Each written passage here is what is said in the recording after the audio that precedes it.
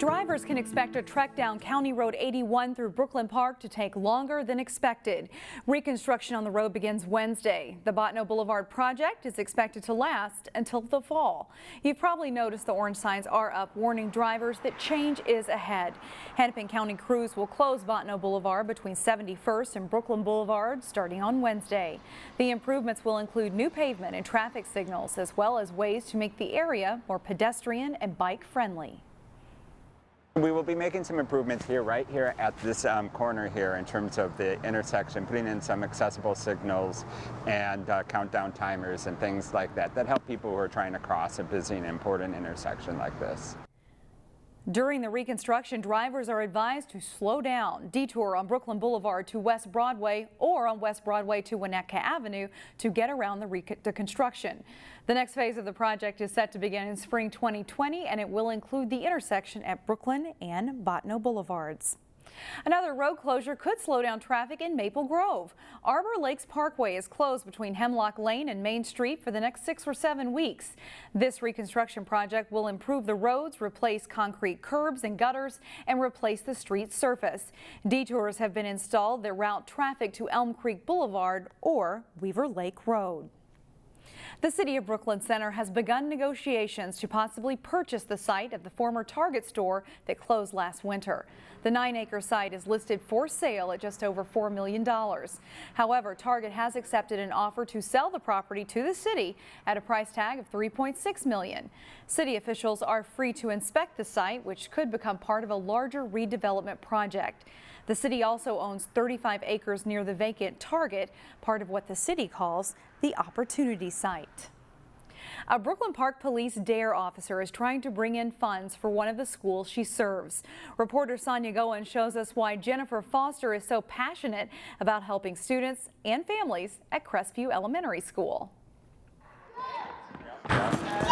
Creating a sense of community that helps students learn is not that simple, especially when there's a high rate of student turnover and 85% of the children are on free or reduced price lunch. That's a tough school. Officer Jennifer Foster wants to be a bright spot. All the little kids come up and they're like, "Hi, Miss Officer Lady," and I'm like, "Hi."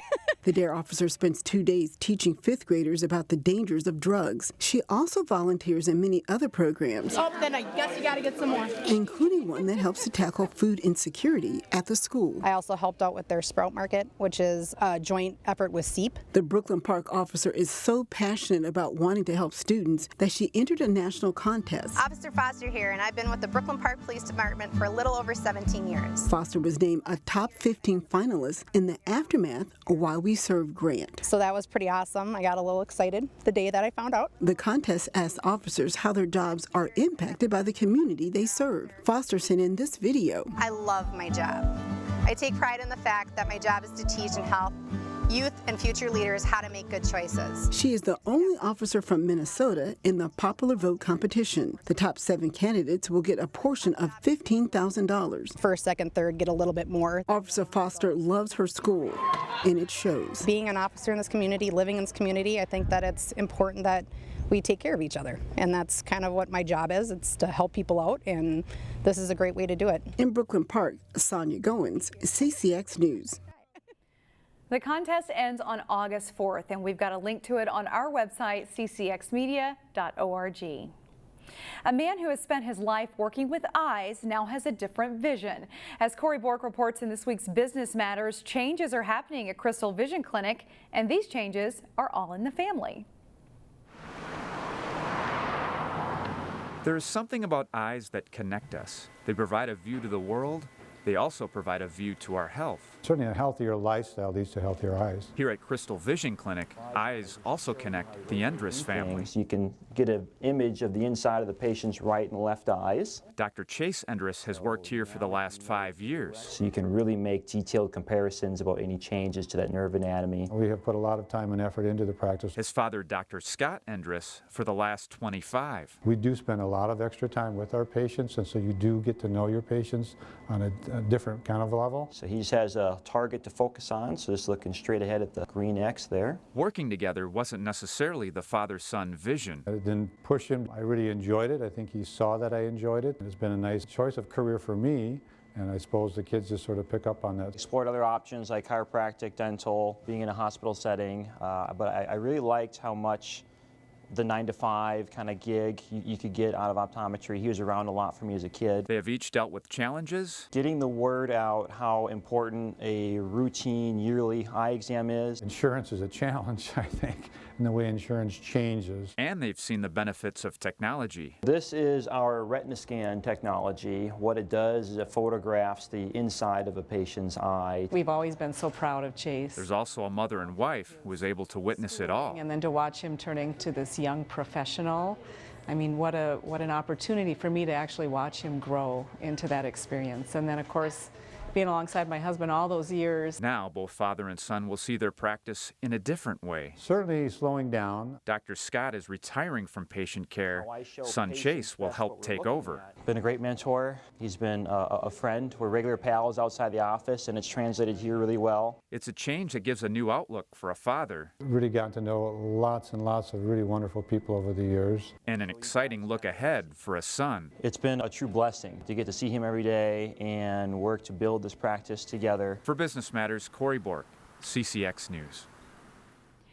And while he is retiring from patient care, Dr. Scott Indress isn't going away. He'll still handle some of the administrative work at the clinic. Dr. Chase Indress, meanwhile, is joined by 2 other optometrists to help handle the patient load. And we have more on this story and other stories on our website. Check it out. It's ccxmedia.org.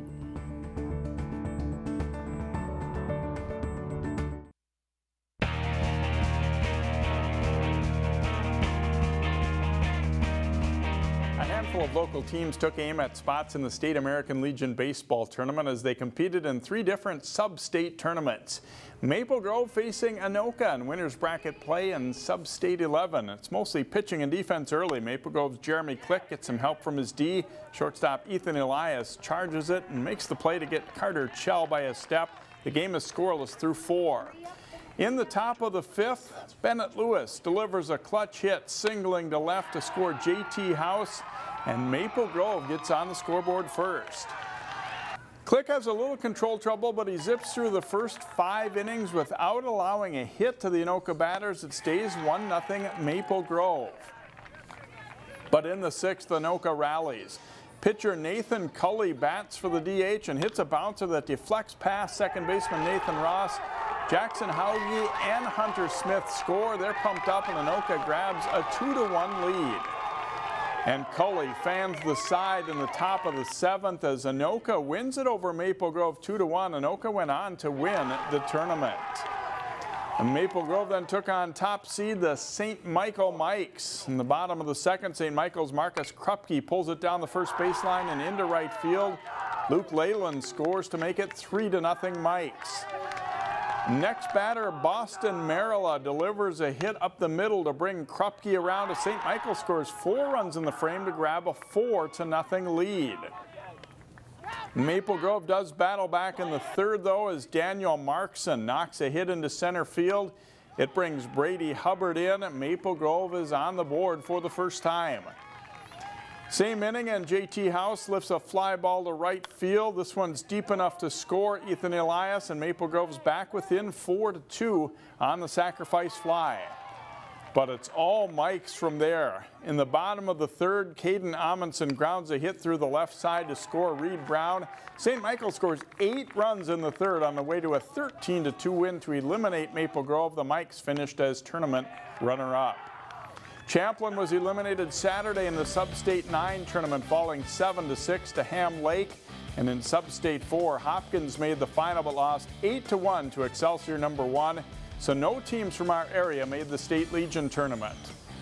Also, the 10-year-old Plymouth New Hope Little League team finished as runner-up at the state tournament, falling 7-4 to Parkway in the final. The softball tournament at the Crystal Frolics celebration has been one of the summer highlights for a lot of local teams. In the gold division final, former Armstrong athlete Matt Ripka of Skoll Marketing Crystal Lions delivers a hit up the middle. Mitchell Olson is the second of 2 runners to score, and Skoll leads Blue Line CR Hegarty's 2-1 after an inning. Some defense here as center fielder Alex Kane tracks it down at the fence to take an extra base hit away from Blue Line's Scott Hines. Skoll has a good second inning. Ripka pounds it out near the scoreboard for a 2-run homer as he has a strong game. Former Champlain Park athlete Calvin Spencer places it well just past the diving third baseman to score Seth Sowald. Skoll gets 5 in the second to lead it 7-1. They go on to win the gold title 17-7. E.E. Masonry Joe Buck won the silver division title. Back to you, Shannon. All right, thanks, Jay. On a hot day, firefighters managed to stay cool out at Crystal Frolics. A water ball match involving the West Metro Fire Department helped cool things down on Saturday. The other big event, of course, was a softball tournament, which moved to Welcome Park this year. It was a big change that will remain next year as the City Festival looks to reinvent itself. The Frolics softball tournament will stay, and it will be what it's always been.